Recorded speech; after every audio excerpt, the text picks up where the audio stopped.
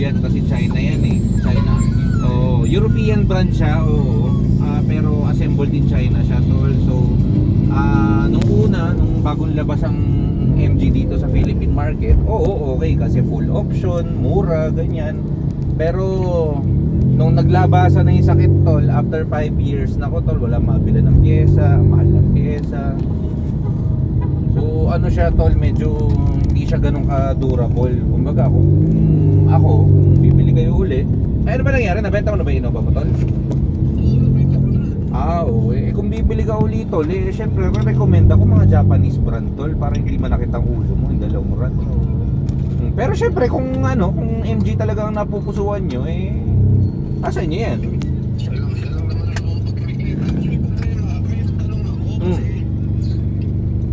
Yun, dapat ngayon, halos patapos na, di ba? Tama, Kasi doon, 2019 dalawat kalahating taon pa. Baka late, possible kasi yan, tol, na possible na amortization na tunay. Paano ba usapan nyo kung saan kayo